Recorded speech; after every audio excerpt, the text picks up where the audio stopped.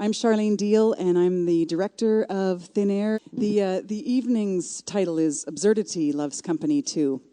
Our first guest is Nicholas Ruddock, who's also a doctor in Guelph, and somehow in around the edges of things, he writes fantastic stories. And he's here tonight with a collection called How Love-Ta Got Her Baby. Please welcome Nicholas Ruddock.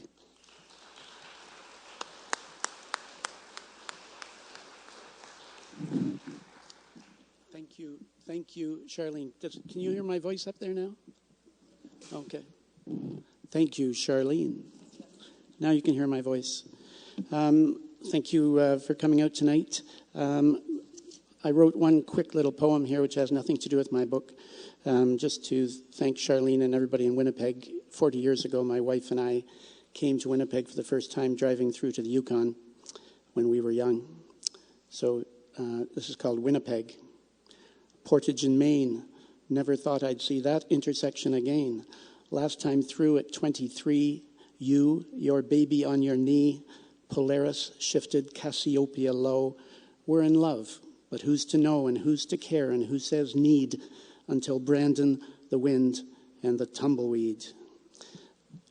And now, having done that for Winnipeg, or to Winnipeg, I shall move on.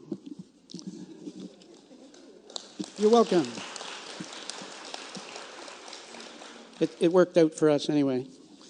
DuPont Street.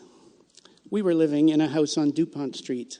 Bats clustered in the attic, squeaking like door hinges, rustling like crushed cellophane, clamoring around, their leather wings folded, crawling in tight quarters.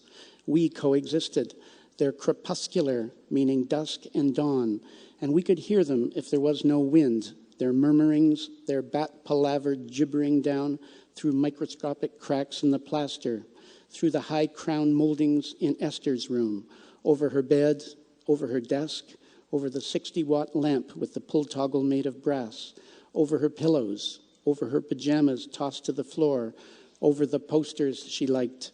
And it was inevitable from time to time that one of those bats would get lost or venture out upon some mission we couldn't understand. It would drop down from the ceiling, and at times like those, we'd be filled with our own kind of electricity, hard to describe. We'd jump and run and swing badminton rackets randomly into the swiveled and jacked up air until it tired from its exertion and fell to the floor. Then we'd throw blankets over it, pin it down and feel it surrender, and we'd call on Esther to wrap it up, carry it outside to the street, shake it out like laundry, and off it would go to some other roofline, eave, or soffit, to some pliable entry point we never could see. Hard to remember, looking back, how many bats we had together as a family on DuPont Street. Then, of course, Esther left. She finished school. She went to Montreal, rented cheaply on Rue Milton, met certain kinds of friends, worked at a late-night restaurant, called us on Sundays to say hello. And the bats, they could have been dangerous. They could have had rabies, but they never touched Esther, not once, despite the proximity they shared. We coexisted, like I said before, on those days and nights, especially the nights, when you could hear them up in the crown moldings, shuffling behind cracks in the plaster, murmuring over her bed, over the posters she liked, over her pajamas thrown to the floor, and the 60-watt lamp and the pull toggle made of brass. While downstairs, there we were, you and I, murmuring too, in the kitchen, our coffee half spilled into saucers, thinking to ourselves, saying out loud, what the hell, it's past 2 a.m, until the sun brought quiet, and there we were, still waiting for a car door, or for footsteps, or for anything, waiting for her, for Esther. You and I and the bats jammed together, the bats getting more sleep than we were. All of us living in Esther's thrall. Thank you. The advantage of being an ultra-short story writer is that you can read 4 or 5 stories in 11 minutes. So, pivot. They learned to move like that in the kitchen when they were 3 and 4 and 5. And if it weren't for the accordion and the one song they all knew, and the uncle who was still in form back then, they never could have started with their feet and knees going like that, like hammers. the notes slow at first, but then it was picked up, and without a break, they stepped and danced until their eyes jigged and rattled in their own heads, and they fell to the floor. They laughed. They reeled themselves out. The group was delirious. The arborite jumped. The pepper fell. The cocoa steamed. And then the door opened and closed, and then it was. They stopped to breathe, the same black wind out of the northeast, the white on black, the night waves on the reach under the shadows of the biggest of the islands, the black sound the ocean made, the black shadow that moved on rocks, the black dog that came out of nowhere, the stars they knew so very few, the sound the grass made, the latch that froze or slipped or cried, the wood that cracked, the gate that swayed, the gravel scuffed, the rock they learned to pivot on before they learned to dance.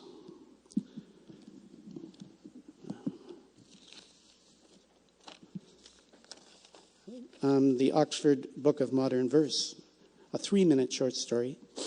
And this is a true story about a young female poet with the same last name as I have, Ruddock, who lived in Ireland. At the Abbey Theatre, it's my take on this true story. At the Abbey Theatre in 1934, she came to the attention of William Butler Yeats. In this photograph, dark hair frames her face, a moonstone, her creamy pallor typical for Ireland back then, before Ryanair, before the Costa del Sol burnt winter away. An actress less than half his age, her voice was pitch perfect for singing the old songs and for the recitation of poetry. He saw her first outside, leaning against a shadowed wall, backlit, a parenthesis. Inside, she sang and recited, and he spoke to her, his incompetence with girls and women paring him away, saying, "With your permission, I could edit your verse." Oh, the flattering. She was bare to the world, undisguised by metaphor. Leaning towards her, over a small desk with light flickering, he said, "Margot, I find rhythm wanting in your body of work." As if she didn't know it, as if she hadn't intended it, as though she hadn't reached out for the very lack of it. Married, a mother of two, a skewed gyroscope, her chameleon moods. Finally, he succumbed to her, a touch on her shoulder, unbuttoning her in Donegal in November, the hotel under direct assault by a north wind that had driven even the sheep indoors. He recovered his potency, a second coming, and in good faith he included 7 of her poems in the Oxford Book of Modern Verse, 1936. Then he went to Spain with his wife to translate the Upanishads, but Margot distracted him still. Her pulse was beating in his head. Her white skin was addictive. Her body his nightmare, a train wreck with her brakes shot, uncertain on the narrow gauge, drive wheel spinning. The other passengers already jumped for their lives while he stayed, unbalanced, shoveling coal into her. And the heat of her body burnt holes in his hands and his face, and his falling down underwear, and his gabardine trousers, which were down and undone to her until dawn broke to his otherwise empty bedroom, to the soporific breezes of Palma, Majorca. The Morning Post, her letters on a silver tray, unanswered. Then Barcelona, where she cleaved and broke, alone in the Plaza de Colom, her only friends, dogs and vagrants and midnight vendors of street food and cobblestones, and her own footsteps leading up a staircase to an anonymous roof, to a skylight in a green and rusty metal frame, down through which she fell, not as you and I would fall, thinking, oh no, with no thought in her head at all, down through shards of glass to an earthen floor where 3 Catalans, surprised, used everything at hand to staunch the blood that flowed from her now glittering veins. Tablecloths, restaurant linen, napkins, aprons stained with the juice of beets and prunes and mustard and the sauce of soups and apples, daubing and pressing, until they ran to the street and they waved down the Guardia Urbana, and the Guardia Urbana carried her away. Next, Margot entered a series of hospitals from which she never recovered. And in our world today, 2014, no mention is made of her, of Margot, nor is she included in the Oxford Book of Modern Verse. But the wild swans at Cool still turn their heads. Falcons twist against leather restraints, and the bishops of Ireland remain as mute as ever to the sounds the wounded make.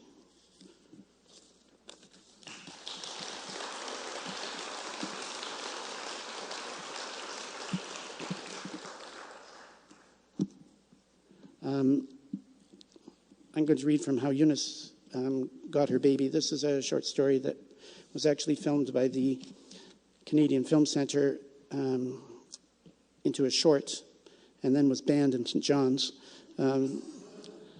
Just not because of my story, it was just kind of sweet, but the American director who directed it put in cocaine and sex on top of cars and guns, which none of which are in this story, I promise. There's a wee bit of sex. And I'm only going to go till I get to my 3 or 4 minutes, is my guess. Eunice Cluett didn't get her baby, Queenie, in the usual way, through sexual intercourse with a boy in a bed, in a car, or out in the meadow after dark. Instead, she inherited her baby from the estate of her older sister, Florence, through a tragedy. From the estate, well, it wasn't really an estate because, of course, there was no will made up. But when the baby became available through the sudden accident that claimed the life of Florence, it was Eunice who was first in line. And that was a proper thing, as it turned out, because Eunice was the best mother a baby could have, better than the natural mother, some said, because Florence had a wild way about her that Eunice didn't have. Flo was impulsive and did things on a dare. Flo drove down the Trans-Canada Highway on the blackest night of the year with all the car lights turned off so she could see the stars better. Flo shut her eyes, or pretended to shut her eyes, and crossed the busiest streets like that with her arms stretched out. "Look at me," she said. "I'm a zombie." She also drank way too many beers too early on at dances. Then right away she'd dance too close and stay out way too late past the wee hours. She skipped classes at school the next day too, including the ones on precautions, and how she got her baby was therefore no mystery to any of her friends. Why, more often than not, Flo came home with her underpants scrunched up in her purse. That was Flo, but that was not Eunice. And that's how her little baby, Pasquina, who they all called Queenie, got lucky, sort of, when tragedy struck her mother down. Now, let's not go on too much about the wild side of Flo. There was lots that was good about her. She's got energy to burn. That's what her father said whenever he was asked. She's got her thermostat cranked up high. Her father talked like that because he had one of the best jobs on the whole southern shore, and that involved fuel oil. He had a yellow truck everybody recognized, and he knew everything there was to know about thermostats and energy and the foolish waste of heat. Some families burned their oil up twice as fast as others. He'd seen that over and over. And Flo, well, Flo, she's like a comet, he said. There's no stopping Flo. She's fire in the sky. She burns oil. She was the oldest of all the 7 children, the first in line, the experimental one. And Eunice was the baby, the last of the whole family. That meant, praise the Lord, that Eunice got insulated from the wild side of Flo by 9 whole years.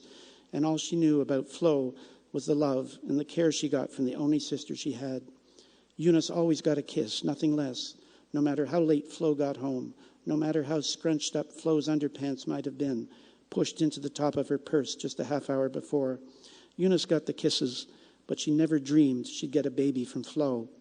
If she'd ever dreamed that, it would have been a nightmare. There's not too many good ways you can inherit a baby. Thank you. Our next writer comes to us from the West Coast. M.A.C. Ferrant writes exquisite, tiny little stories, but she also writes memoirs and plays and all sorts of things. Tonight she's here with a collection of short shorts called The World Afloat. Please welcome Marion Ferrant.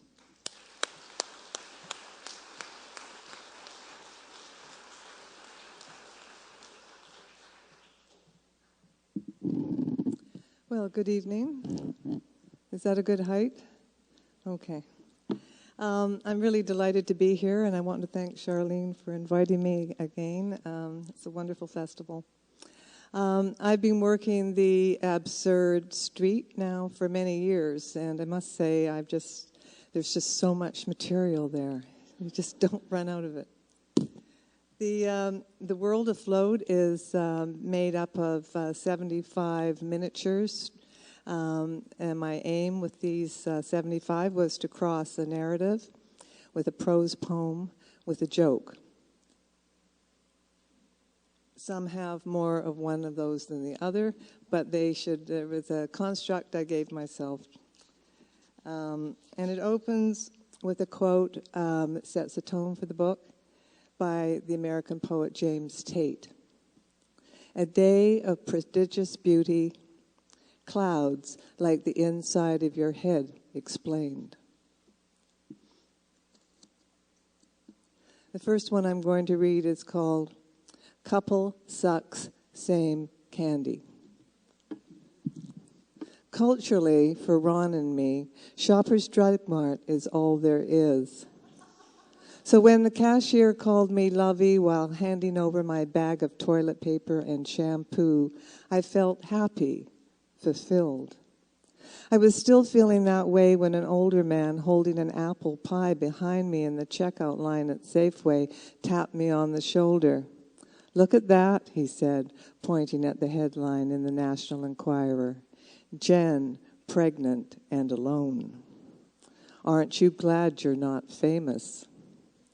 I thought about this on our drive home and decided, yes, I'm glad we're not famous.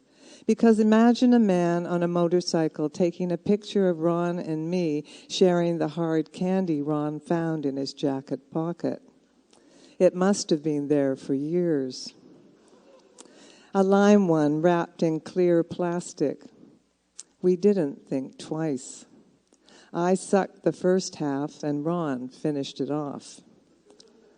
But after that, I saw the headline, "Couple Sucks, Same Candy," and knew the world would find us disgusting.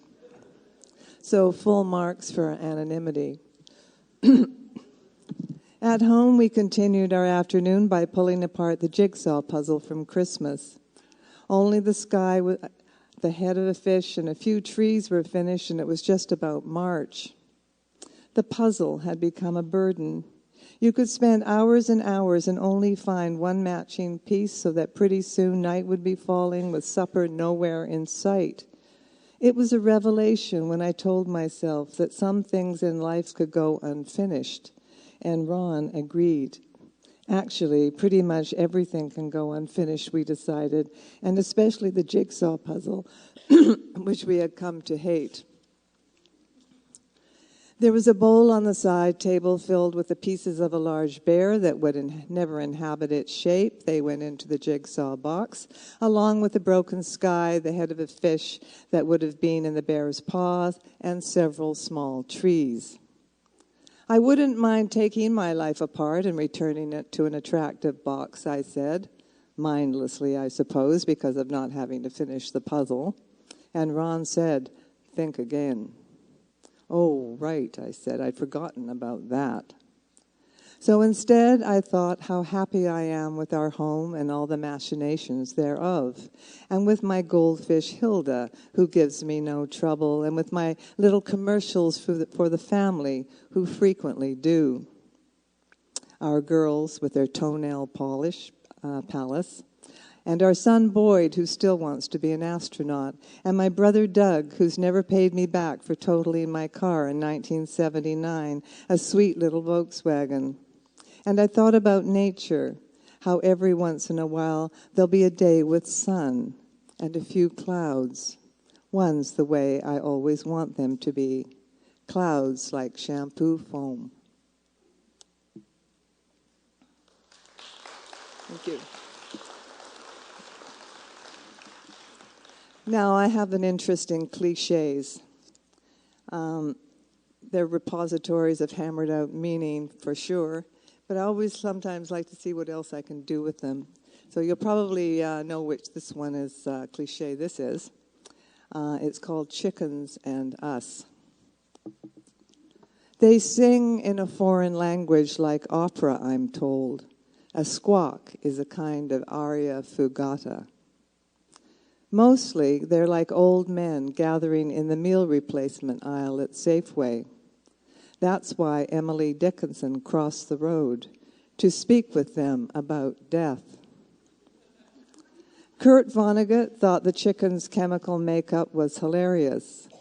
It reacts as if it was some kind of puritanical harbinger of death, he said, and that's why it keeps crossing the road. Kurt Vonnegut did a drawing of a chicken's asshole that has since delighted many. And in case you didn't know, He used to do his own signature that way with an approximation of his anatomy. Chickens will peck each other to death. They can't help themselves once there's a wound. They're like us that way. They love the smell of blood. Although shaped differently, the chicken's beak works similar to a human's mouth, ingesting one small truth at a time. Chicken Little syndrome is the condition of hysteria that results in paralysis. This happens when the sky falls on a chicken, another way in which chickens are like us. At a chicken funeral, sad music is played while a chicken relative carries the dead chicken wrapped in tinfoil towards a brightly lit fast food restaurant where a rotisserie awaits. A chicken brain is about the size of a man's thumbnail. Like ours, it's not big, but sufficient for their needs. Unlike us, a chicken is without a love interest or a dog. In my day, my father said, we didn't ask why the chicken crossed the road. Someone told us the chicken crossed the road, and that was good enough for us. Ernest Hemingway said the chicken crossed the road to die. In the rain, he added, while writing several novels about this. I cross the road because even though I am a boiling fowl, I am still able to cross the road.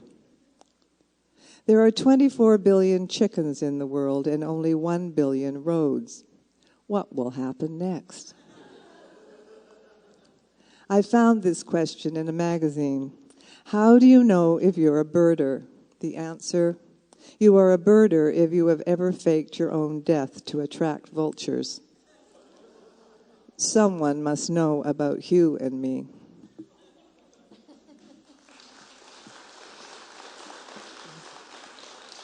Now, many of us are on spiritual quests of some sort, and the self-help and self-improvement movement is a rigorous industry. This one is called Smooth. During the night, I burst out of my fur. Before this, I'd be covered in head to toe with it. It came off in an explosion. Chunks of brown fur lay on the sheets, the bedroom floor, the dog's crate, in the corner of the room.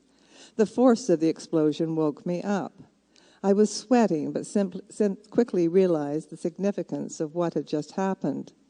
Losing the fur was an enormous thrill. It was beyond a thrill. I have never known such happiness. I had to tell someone. It was 3:15 in the morning. I woke up my husband. Feel my arm, I cried. He didn't stir. Wake up, feel my arm. It's smooth. He rolled over. What the hell? Feel my arm, feel my skin. I was hysterical with joy. There's no food. I'm free of it at last. He threw an arm my way and mumbled, yes, yes. Now feel my neck, I urged. There's no fur there either. This was so amazing. He pawed my neck. Do you realize what this means, I cried. I am now a completely smooth woman. He touched my head. Your head is bald, Olivia, he said, bald as an egg. Better check your pubes. This is just like you to spoil my happiness, I cried. I finally achieved something of real importance in life, and you don't even congratulate me. Congratulations, he said, but you're still bald. Do you realize how long I've waited to lose my fur? How important it's been to me? How hard I've worked? All the books I've read? All the visualizations I've done? Was that what you were doing Saturday mornings, he said. You know what I was doing Saturday mornings. I was attending my Shedding Your Fur workshop. Susan down the road lost her fur ages ago, and Lorna and Mary and Lynn, none of them have fur anymore. How do you think it's been for me, the only one of my friends still walking around fully furred? Can you even begin to imagine what's been going on behind my back? Can you? He was completely awake now, as was the dog that had come out of her crate and was sniffing the fur on the floor. I've always liked you covered in fur, he said, resting himself on one elbow to look at me. That's the woman I married. I'm too old for change. Did you check your pubes? Raymond, well, did you? He said.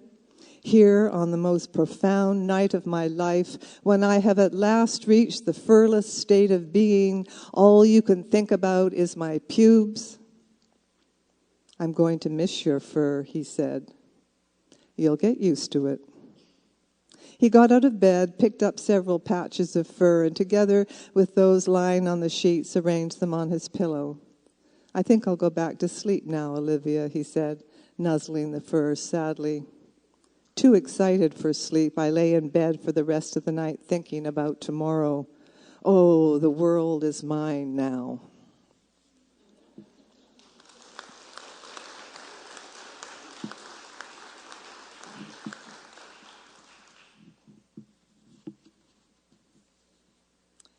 And a short one called Back Then. Back then, people painted their houses yellow, pink, or turquoise in the hope of attracting their straying young like hummingbirds to a feeder. And if you did something special, your picture appeared on the cover of a vinyl record. You'd be wearing a blue taffeta gown and string of pearls and be seated at a piano that was located at the bottom of an empty well. And scientists, they were like nosy gods wanting to know everything about you. They'd take a slice of your brain using a tiny scalpel inserted through your ear. Then they'd study the slice, marveling at the quantity of your black holes. People back then liked to read small, happy, historical messages while sitting on the toilet and imagine a time they didn't live in. And everyone's dogs, even the chinless shih tzus, would climb onto rooftops to gaze at imaginary sheep. Back then, you'd hang out with Uncle Vern in the mornings and pick strawberries until noon. Then you'd walk along a dirt road that smelled of horse manure and wild roses to buy a single cigarette from the old guy at Kingwa Grocery. One time, I ran into John heading to the store like me. John was one of the funniest guys I knew, and he wasn't saying much, so I asked him what happened. And he said, who wants to be a comedian when there are fantastic one-off clouds to look at? On that particular day, it was magical. Everyone was addicted to living, and time was our methadone. And I'll finish with two very short pieces, nearly there. It's award season coming up, and this one is dear to my heart. There was a competition for the job of playing myself. I saw the notice pinned to a tree. It said there'd be plenty of shifts, the graveyard for sure, and that the applicant should have a stomach for fear. It said the person selected would be restless and lean, dreamy but sober, loyal and sane. It said forget about holidays, they weren't in the cards, but there'd be a control on sorrow so you could stay afloat. And a guarantee of love so you wouldn't be alone. Work would absorb you, but money would not. Perks you'd invent as you hurried along. Time would be generous until it ran out. I decided to apply. It was the chance of a lifetime. And now for the good news. I'm on the short list.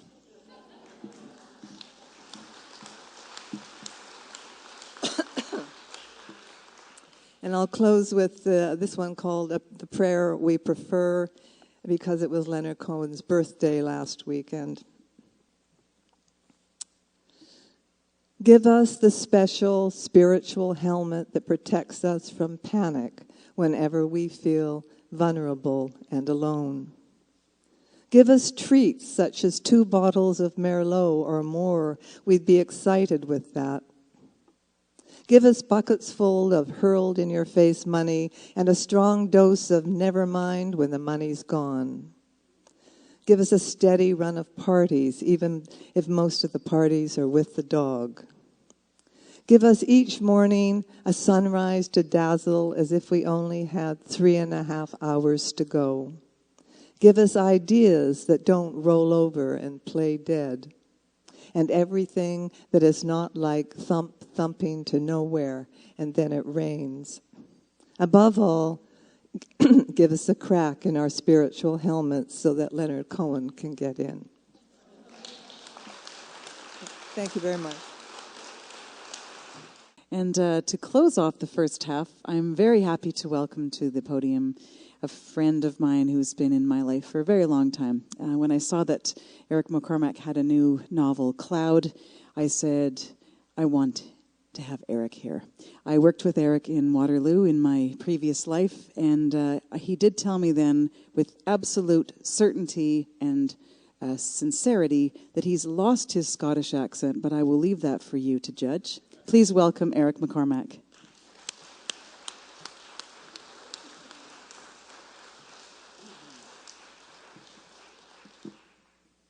Can you hear me up there? I was in the elevator in the Royal York about 3 weeks ago and going down on the elevator with an English lady. And so we were chatting. She said, "Where are you from?" So I said, "Philadelphia." She said, "Oh." So if you say anything with a straight face, it's very persuasive. So there were one or two things I had to say before this because I had prepared careful notes on absurdity. I thought we were talking about absurdity tonight. Absurdism. Okay, gotcha. So I made up a couple of things on absurdity because I don't know anything about it. Number one, absurdity begins at home. Right? What's the other one here I've got? I can hardly read my own writing. Absurdity is in the eye of the beholder. Right? Anyway, probably those things come from my own family background. My own family, we had Presbyterians in our close family, Presbyterian, Catholic, Jewish, Marxist. These are all religions, by the way. And so as a result of that, I suppose she got a little bit screwed up. But the most insightful, I think, joke about Scotland is a Presbyterian one. The Presbyterian minister is in the kirk on Sunday giving the sermon on hellfire and damnation, which is their favourite topic. And he chooses a verse from the Bible to comment on. And the verse is, "There will be weeping and gnashing of teeth." So somebody in the congregation says, "What if you don't have teeth?" And he says, "Teeth will be provided." So that's the kind of environment I was brought up in. Anyhow, this book then, Cloud, I'm just going to skip right into the summary. It's the prologue, and I'll just skip right through the first 3-4 pages. Wonderful paragraphs, but I'm going to skip through them to get to the point of this. A Canadian, Scottish, Canadian, whatever you wish. He probably voted yes in the referendum.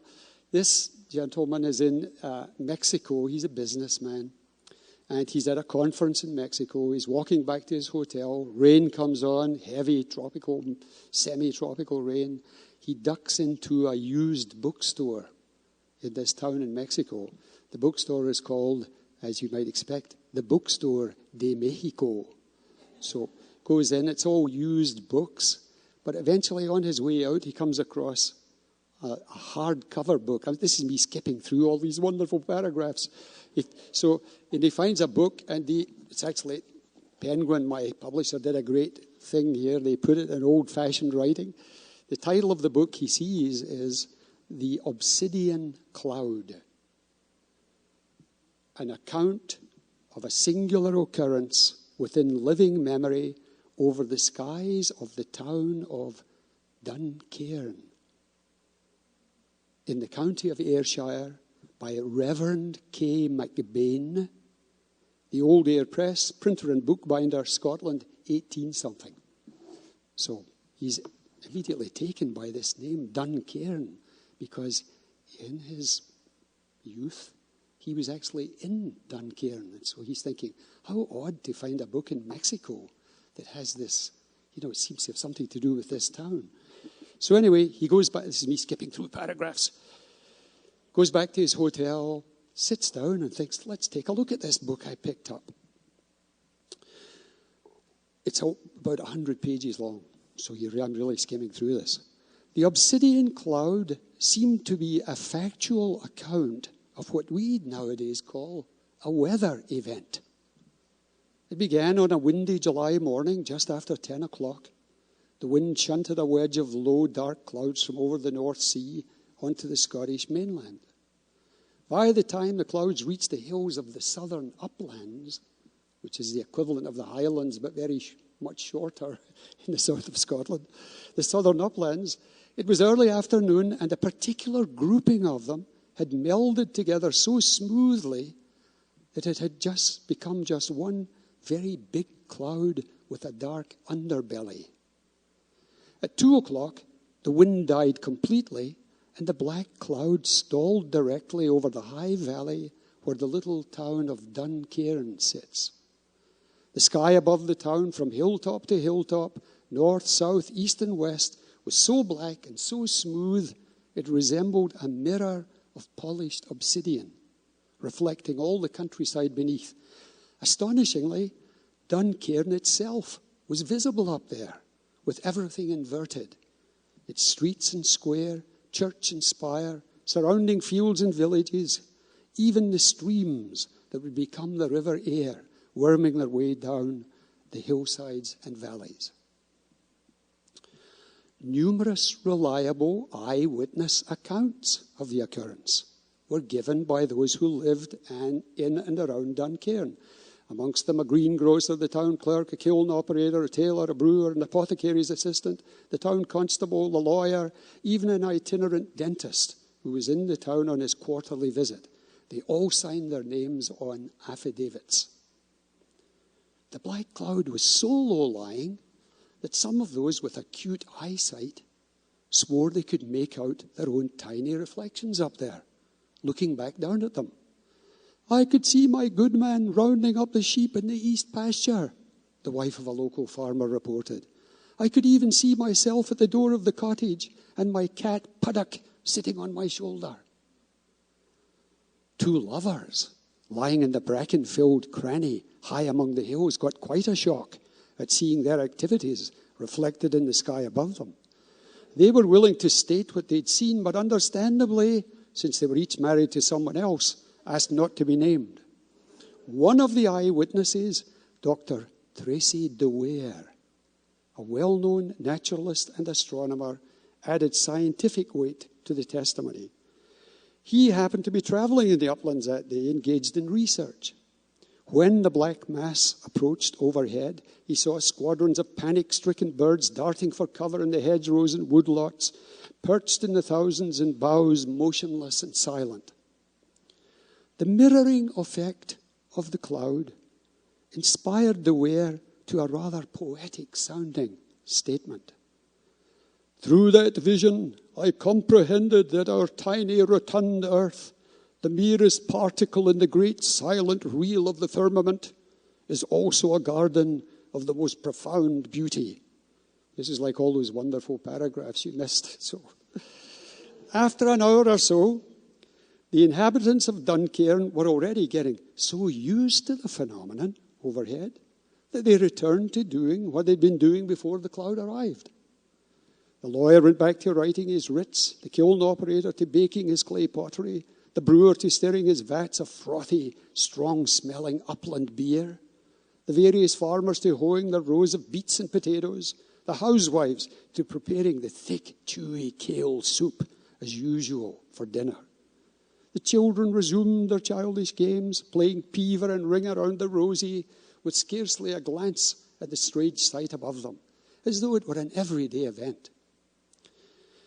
As it turns out, the phenomenon was about to end. The account concludes in this way, so this is a direct quote from the book. The kirk belfry chimed the hour of 3. The wind began to gust with unwonted violence.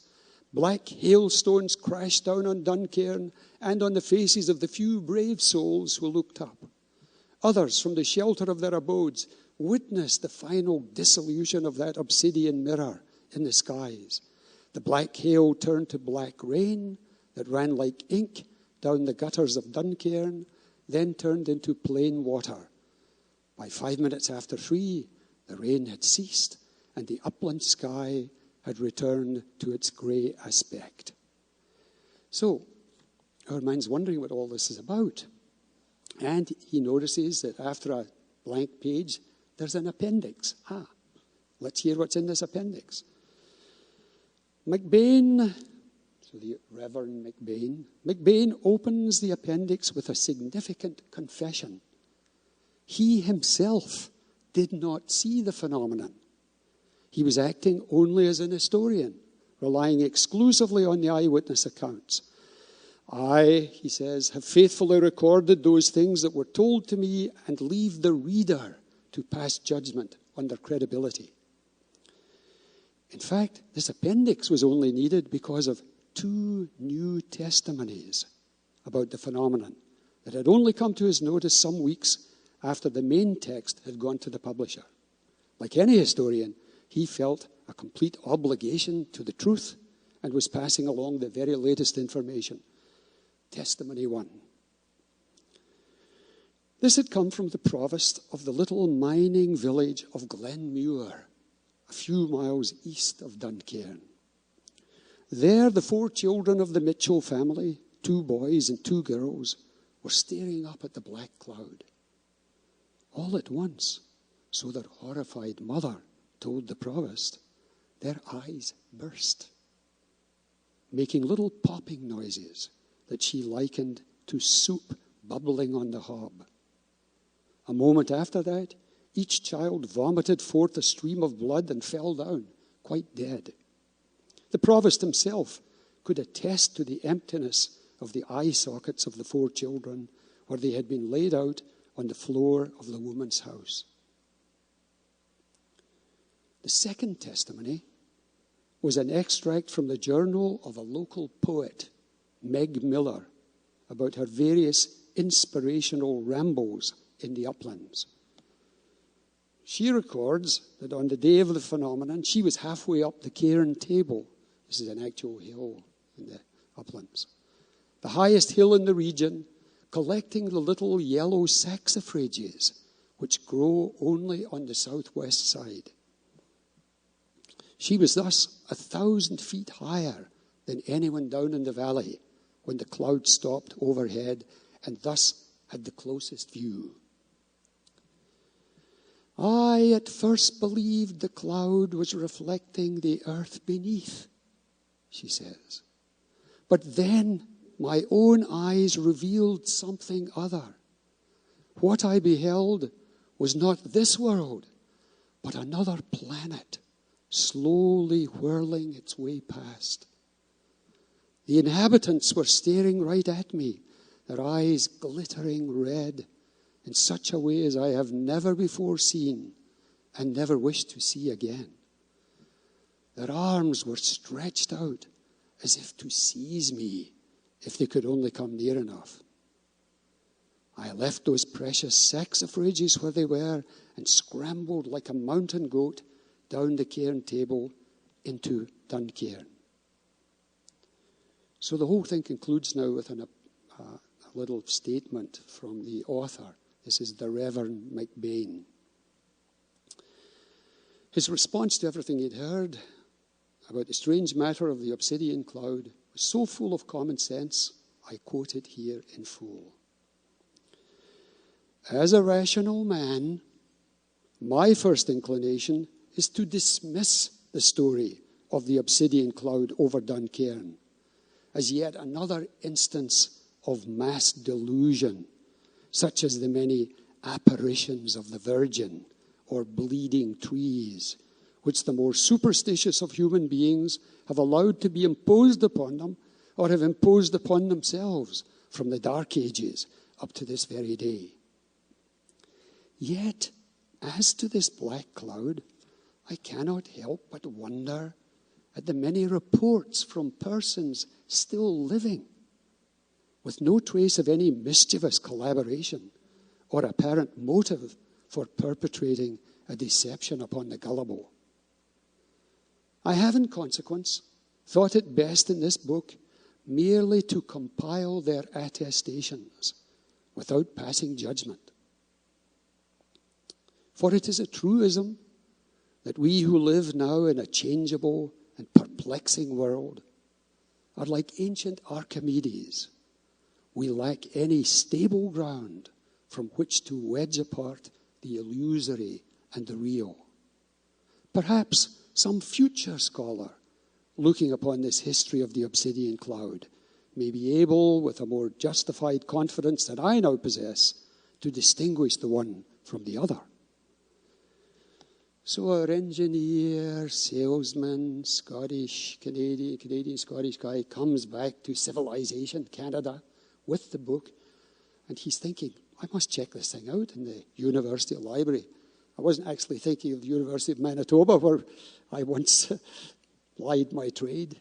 But anyway, a University Library. He looks up all the catalogues and so on. Can't find any mention of the book.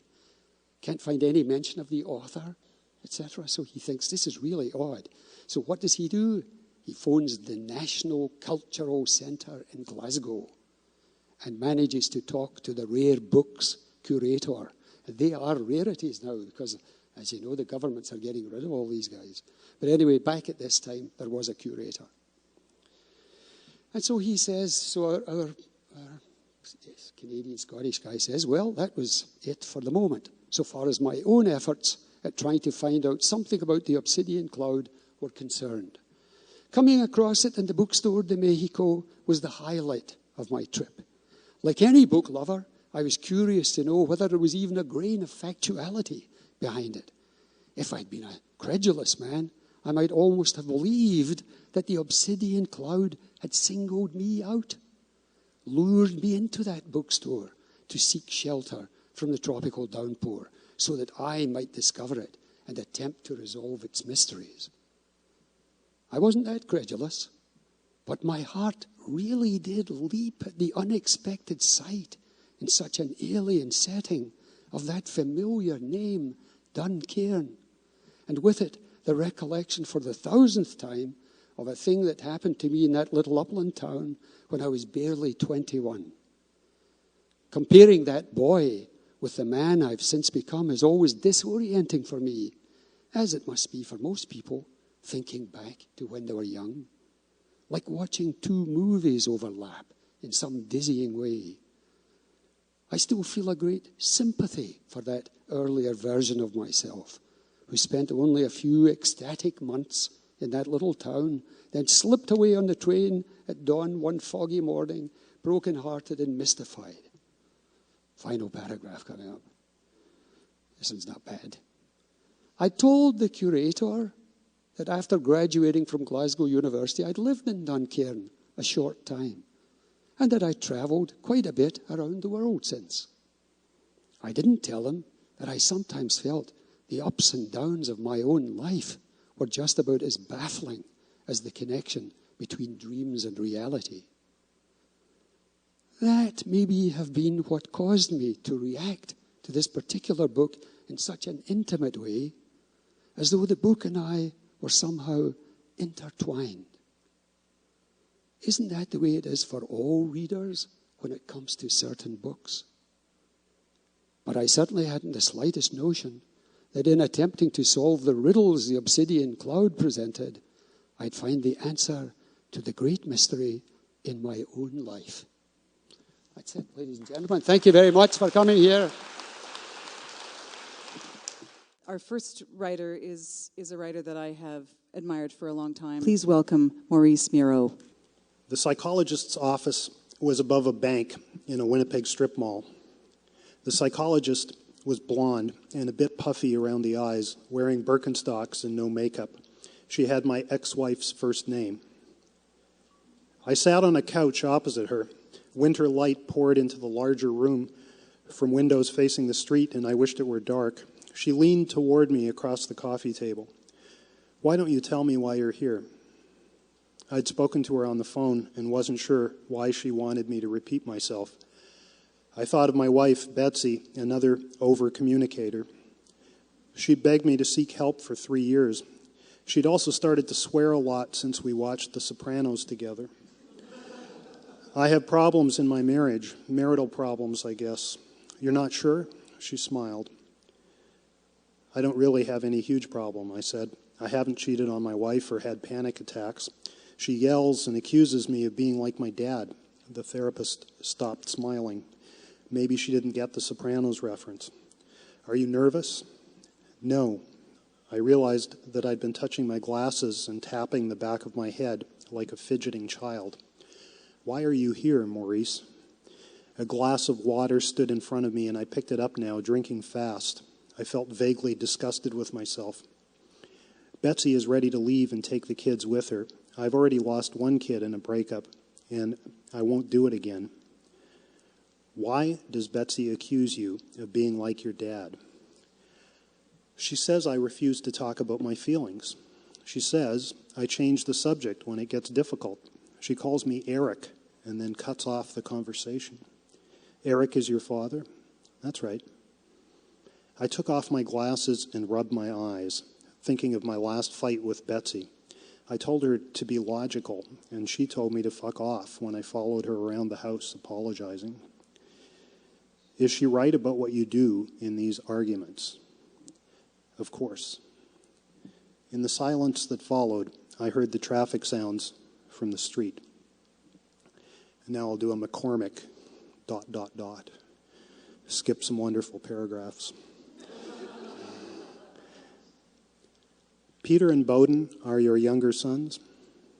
Yes, Betsy and I adopted them in Ukraine when Peter was 5 and Bowden was 3, 4 years ago in 2005.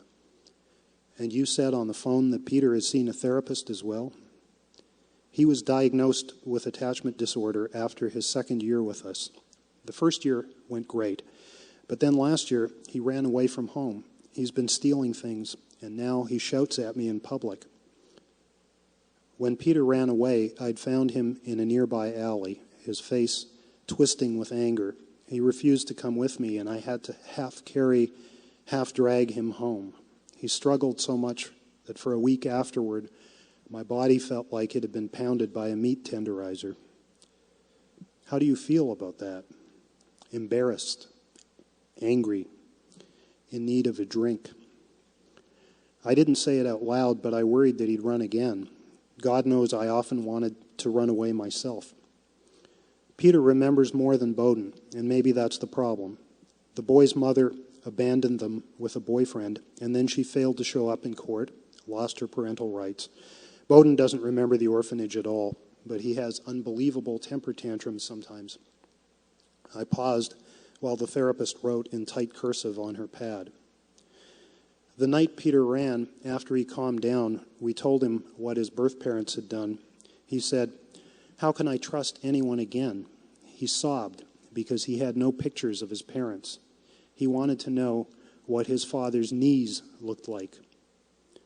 I took a ragged breath. All stories are about betrayal, I said, because I did not want to start crying. In the orphanage, they'd been separated into 2 different wings of the institution because of their age difference. They only saw each other on major religious holidays. What does Peter remember from the orphanage? The psychologist asked. He remembers an ambulance, lights and sirens, a few other children his age. Someone gave him a backpack. They drove for a long time, and he was scared. He went from the baby orphanage, where he'd lived for about a year, to the orphanage for older children out in the country. No one explained to Peter where he was going or if he would ever see his younger brother again. Peter had no chance to say goodbye to Bowden. He remembers that. He knows how the siren sounded on that drive. He was 4. Now he knows how many times the crosswalk blinks on the way to school. Bowden has an excellent memory, too. He remembers every dessert he ever had from the age of 3. My throat constricted. Stains appeared on my glasses, and my nose ran. The therapist handed me the box of tissues. I took 2, 3 of them and blew my nose. Now we'll skip quite a ways forward in the narrative. So after shrinking, we go to Ukraine 4 years earlier. and adopt my sons. And that story, set in Ukraine, is interwoven with the traumatic childhood of my father, which is told in flashbacks. And some of that material comes up in this scene, or scenes. Peter had no conscious memories before the orphanage, but he'd told us about a dream that seemed to go further back. In Peter's dream, he was in a house with his mother on the second floor. He was not sure if Bowden was there too. She approached him from behind as he sat. She wants to hug me every time I try crawling toward her, but then she runs or jumps into the air and vanishes, Peter said. When I try to get a glimpse of her face, it always disappears. When I'm in range to see her face, it fades.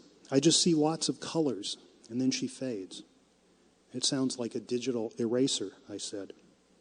Yes, so I couldn't see what her face was like. Then, Peter said, she signaled with her hands. No, don't come closer. She wagged her finger at him.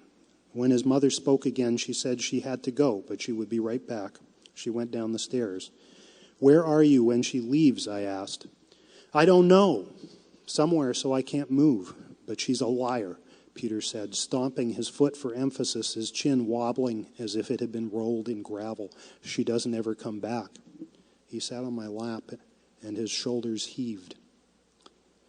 My father's first memory was the mass murder of people he later discovered were Jews. He told me he could remember only this one image of German soldiers shooting the people into a mass grave, but his sister Lil told me that she remembered an officer running upstairs with his face contorted. He said that he'd had it with this work, diese Arbeit, but down below the willing executioners kept doing their duty. And after it was over, people from the village picked up the coats the Jews had been forced to abandon. As a teenager, the first poem I memorized was a fragment from Alfred Lord Tennyson's In Memoriam. I sometimes hold it half a sin to put in words the grief I feel, for words, like nature, half reveal and half conceal the soul within. But for the unquiet heart and brain, a use in measured language lies, the sad mechanic exercise, like dull narcotics, numbing pain. My grade 10 English teacher said the poem was about the death of Tennyson's best friend and ignored my question about whether Lord T had used drugs.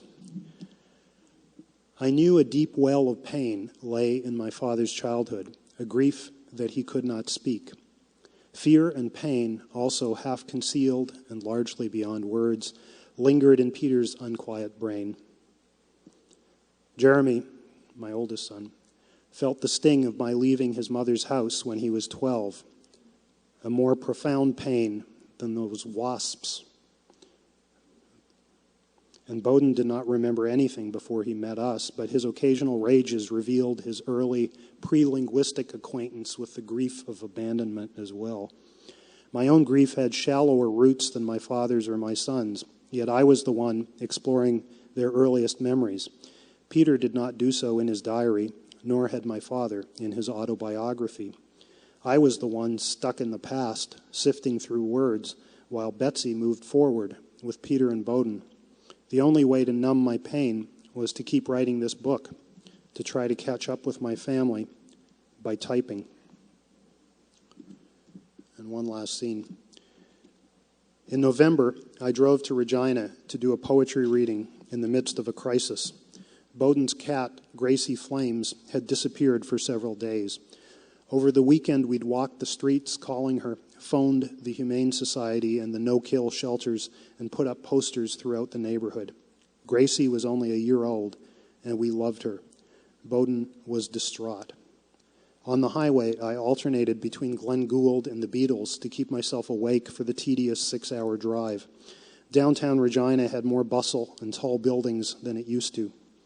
I met my host at a bar, and we exchanged books, ate dinner, drank beer.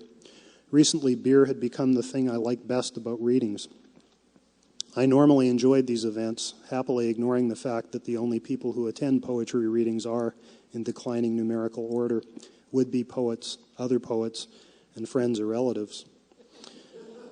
Except at Thin Air, of course.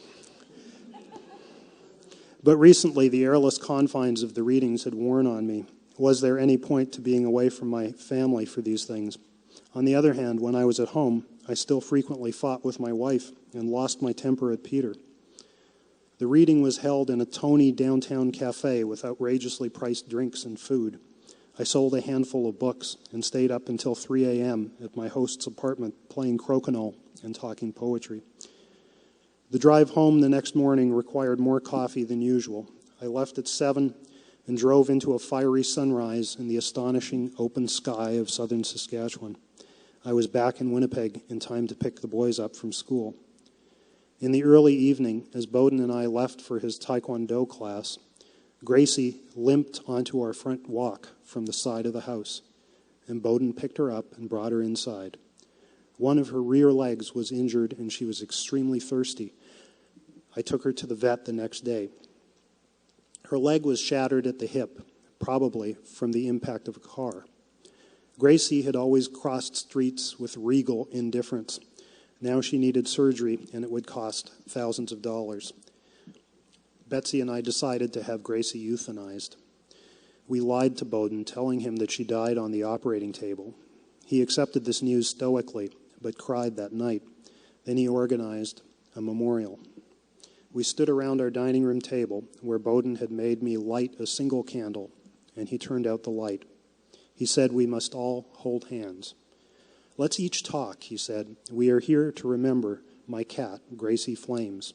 She was beautiful with her orange flames. She had a happy life being outside a lot.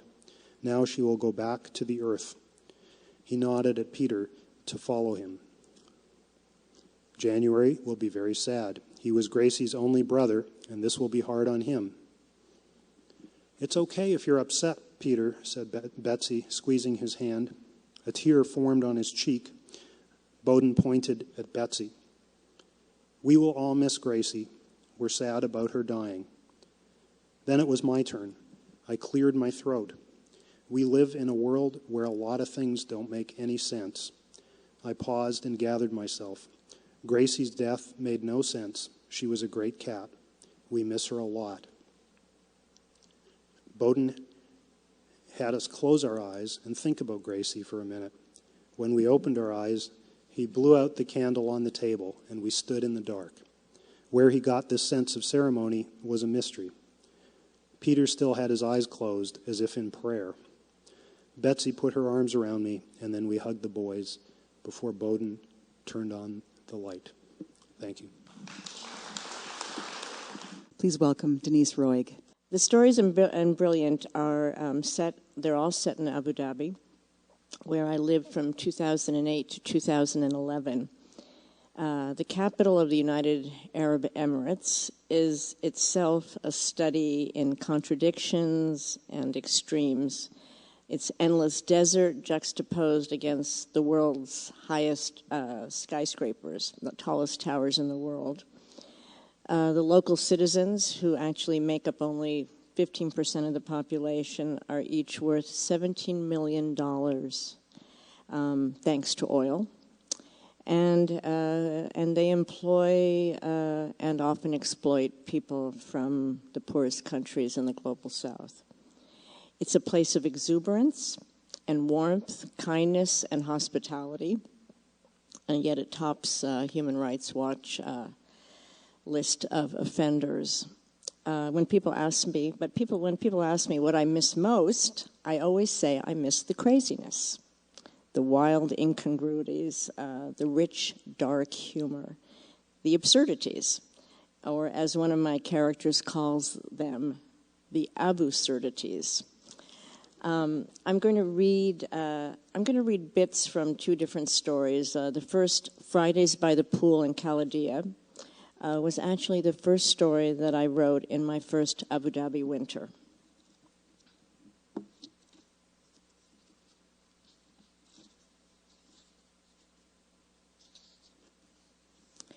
see, there's this guy, Mathieu says. Are you listening? Voyons, Angie, don't fall asleep yet. They're in his villa this time, Maribeth, her maid, having asked for Saturday, not her usual Friday, off. Maribeth's cousin, Daisy, is taking the bus down from Dubai. They'll go to Mass Saturday morning at St. Mary's, then to supper at Chow King.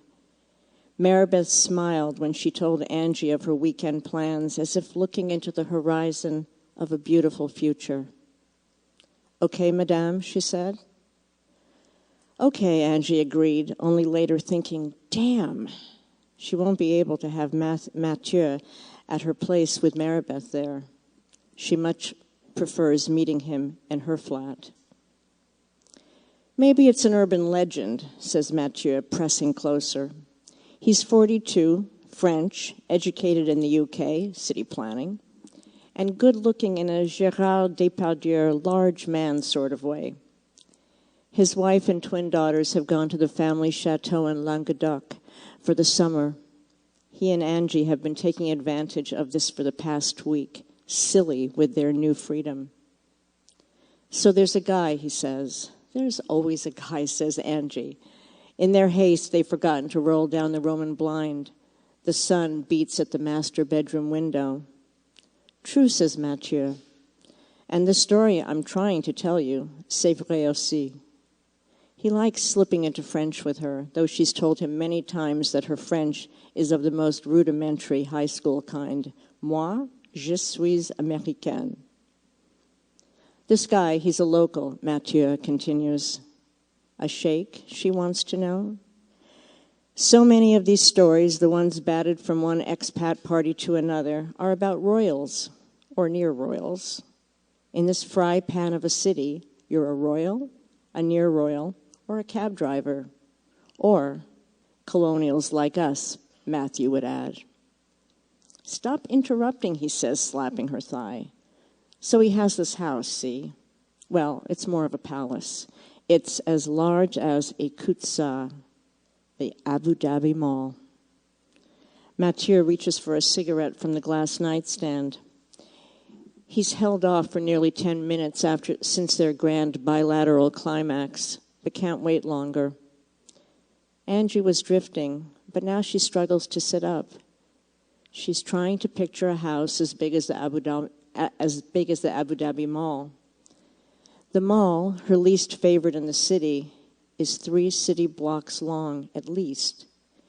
She conjures a man in a starched white kandura strolling down the vaulted halls, the hem of his robe gliding over dark marble.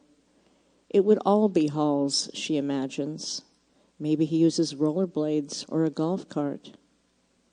But this is the good part, mon ange, says Mathieu, exhaling. Matthew's way with a cigarette, the continental cool of it, is nearly enough to make her say, I will love you forever. I'm listening, says Angie. The guy jets all over, every week somewhere new, says Mathieu. Moscow, Bangkok, Kuala Lumpur. The whole world is his playground. Drugs, arms, mercenaries, she asks, and Mathieu looks at her like she might be on drugs herself. What do any of these guys do, he says. What do any of these guys have to do? Go on, mon beau, she says. Wherever the man with the mansion travels each week, he finds a woman and brings her back to Abu Dhabi. He does whatever he wants with her all weekend, and then Mathieu shifts her from his chest as he rights himself against the pillow. On Sunday morning, he sends her back to wherever she came from. A playboy, she says, UAE style. But here's the UAE twist, he says. The car that takes her back to the airport, the Hummer or limo or whatever it is, the man orders the woman to fill it with money. However much cash she can stuff into that car, she takes with her. Mathieu looks flushed, almost triumphant. Incroyable, no, he says, and stubs out his smoke. She imagines a late model silver Mercedes, then a black Maserati, which becomes a massive white Land Rover. A leg, like one belonging to a Vegas showgirl, Spike Hill dangling from high-arched foot hangs out the back open half window, the half-open back window. The girl of the week has been toppled forward from the weight of the money, only her perfect nose and perfect mouth visible between layers of $100 bills, bushels of bills that remind Angie of the leaves she and her brother used to rake every fall in Massachusetts. It would be American money, she supposes. As the car drives off, a few loose hundreds fly from the window. Does he see her off, she asks. And Mathieu looks at her again with something like annoyance and gets out of bed. What would that mean, he asks? That he cares? Don't be romantic. It would show there are manners behind his money. She hasn't planned to say this, didn't know what she would say. But the man, the one who takes lonely walks through his house, would want to be seen as a gentleman by the women. She feels absolutely certain of this. But don't you find it so Abu Dhabi, he asks? Isn't it outrageous? Why aren't you reacting? Mathieu faces her as he pushes his arms into a robe. He's trimmed down since he started biking again this summer. She likes to think it has something to do with her. I thought I was reacting, she says. In its fiscal and sexual excess, the story resembles others she's heard here. But this one brings a downward pull. She imagines the man again, pacing his endless halls, trying to figure out where to fly off to next. The woman being escorted away, bills stuffed into her cleavage and too tight heels. There is so much paper, she can barely breathe.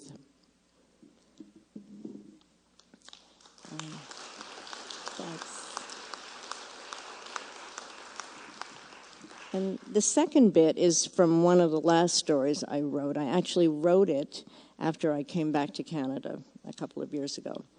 Deborah is a 50-something woman who finds herself in the hinterlands of southern Ontario and yearning for the city that she loved and also hated. Here she's remembering Abu Dhabi days spent with her Scottish friend, Davy. They did the touristy things, too, like taking photos with the tired, dusty camel at Heritage Village, cracking up over the creative translations on plaques posted throughout the grounds. Quote, "The dominant deserts start to disappear. Its place is in the utmost rear." Well, it rhymes, said Davy. Mostly they laughed over what Harris now called absurdities, plumbing that was never quite fixed despite crews of solemn-faced workers tromping through your kitchen or bathroom, phones inexplicably disconnected for weeks, buildings with no addresses so that landing in the right place felt like an accident. The things that had made Deborah scream with frustration before were now, if not a hoot, material. You know those glasses of mine, the ones I keep taking back to the optometrist in Al Waqta, the ones with the loose screw they can never seem to fix? Deborah asked Davy over coffee one morning. This time, I insisted on taking them to their lab myself. You want to know what the adorable Filipino optometrist wrote on my referral? Needs good screw. Davina's laugh, she had a raucous head-turning one, made the stupid, sweaty, 3-hour errand almost worth it. Poor man, he'd be mortified if he knew what it meant, said Deborah. So did they fix them? Come on, Davy, where do we live? Hey, said Davy another morning in another cafe. How many Emiratis does it take to change a light bulb? Wait a minute, said Deborah, already laughing. 3. 1 to call an Indian laborer to do the work, and 2 to brag that it was the brightest light bulb in the world. Way too few, said Davy. How about 1 to heckle the manager who's supervising 4 laborers from Bangladesh, 1 to call the newspaper and report another milestone for Emirati ingenuity, 1 to shoot photos on his iPhone. How many does that make? Each version, it got so bad they were texting each other several times a day, bested the last. 12. 6 laborers speaking different dialects, 1 to ring the doorbell, 1 to explain in a mix of Hindi and English why it took 2 weeks to come, a 3rd to carry the 6-foot ladder to reach the bulb in the 12-foot ceiling, 3 to watch two Western journalists to rhapsodize on how the changing of the light bulb reflected the vision of Sheikh Zayed, one editor to kill the anecdote about Sheikh Zayed's fifth wife, and one Emirati to explain how the changing of the light bulb fit in with Abu Dhabi's 2030 plan. I think that's only 10, Deborah texted back. Actually, they decided one afternoon after too many coffees, the correct answer was 0. Emiratis didn't do manual labor, and they didn't make house calls. And in my building, which, as you know, is brand new, once a light bulb burns out, that's it. Never changed, Davy added. This joke doesn't really work here. They can build the world's tallest building, but they can't change a light bulb, said Deborah. Ironic, eh? Irony doesn't work here either, David reminded her. By now, Deborah had grown skeptical about the country's great dreams of meteoric, painless success, painless to locals because it was built on the backs of migrant workers, paid abysmally and treated worse. She'd grown weary of we are the biggest, we are the best. The 2030 plan was going to sink like the world, Dubai's man-made islands, which were rapidly going under, dust to dust, water to water. Even in more fiscally solvent Abu Dhabi, construction projects were being scuttled as global markets tightened and choked. We are the world had never been truer or more unfortunate. Thanks so much for listening. And our final reader for this evening is Kathleen Winter. And I suspect some of you know Kathleen Winter from Annabelle, which was a Canada Reads winner. But she was here the last time with a short story collection called Boys, and she has a new collection called The Freedom of American Songs. She also has a nonfiction book called Boundless about the Northwest Passage. Please welcome Kathleen Winter. Thank you, Charlene, and thank you, everybody, for coming. When I was 4, my dad used to sit me and my brothers down on his knee just before bedtime in front of the fireplace and teach us things that he didn't figure we'd learn in school. And one of his lessons was teaching us about what is absurd. And so I'm sitting on his knee and he's saying, it's absurd when on the news they say that there was a car crash and one person was killed. But the greater tragedy of today was that there was a train crash and 57 people were killed. And I'm looking at my dad and I'm going, I still don't know what absurd is. And he said, well, it's absurd because the death of 57 people is no more tragic than the death of one person. So it took me a long time to learn what he meant. But I kind of loved the fact that he would sit down with us and teach us something like that. Whether I write fiction or nonfiction, I hardly make anything up. For every 10 observed or remembered or overheard things that I write, I might slip in one thing that I've made up just for fun. So I'm always making up things from what I see, and I wanted to share with you something about my favorite bird, which is the pigeon. And I've always loved pigeons.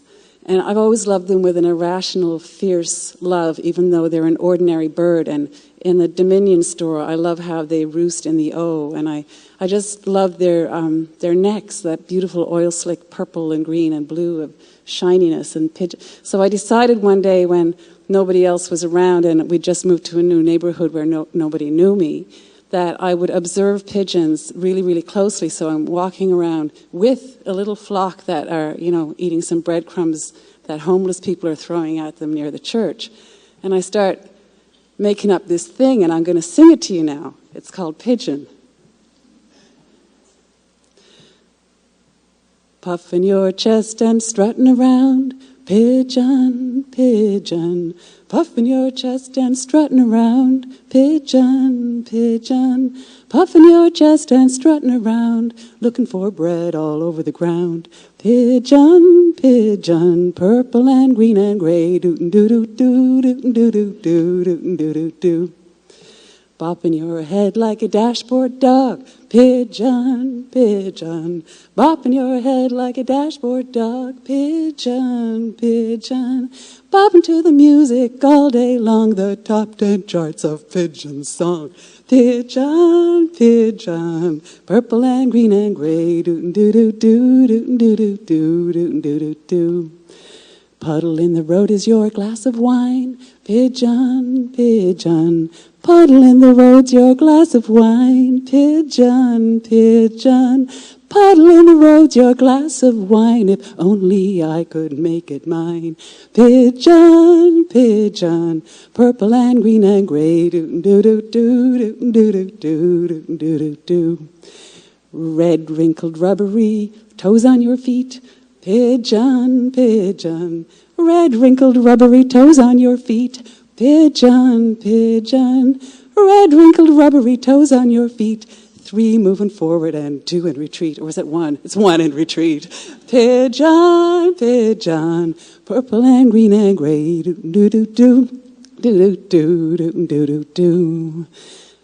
Fanning your lovely wings and tail. Pigeon, pigeon, fanning your lovely wings and tail. Pigeon, pigeon, fanning your lovely wings and tail. You're the urban sky king setting sail. Pigeon, pigeon, purple and green and gray. Do-do-do-do-do-do-do-do-do-do.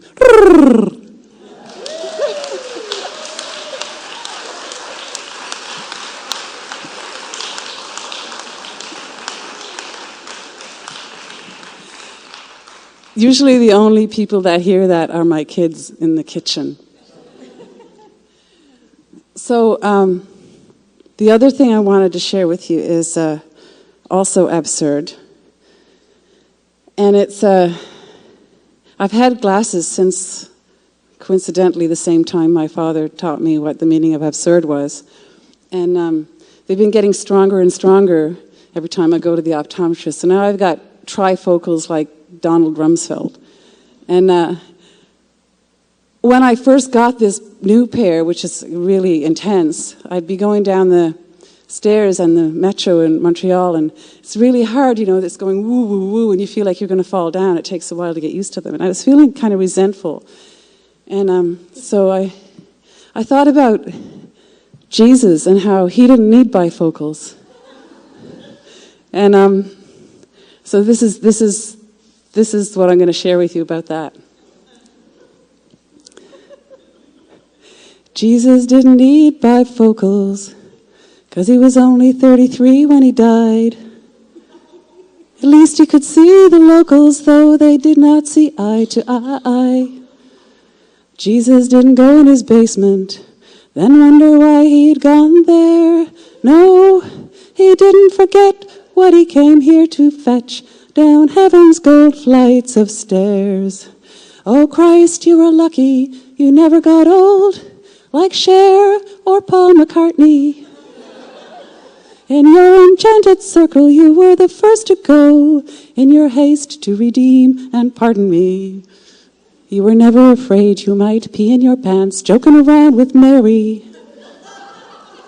Your eyebrows never had a chance to grow all wild and scary. No need to inhabit the drugstore to stop yourself falling apart. No antihistamines, no nitroglycerine tablets to steady your heart. No hemorrhoid ointments, no carbuncle plasters, no tweezers for plucking stray hairs. Disposable underpants padded for accidents, Jesus, you just don't go there. Not that you hadn't a care in the world, but you stayed forever young. And your world doesn't blur as you tumble downstairs with your bifocals on. Thank you.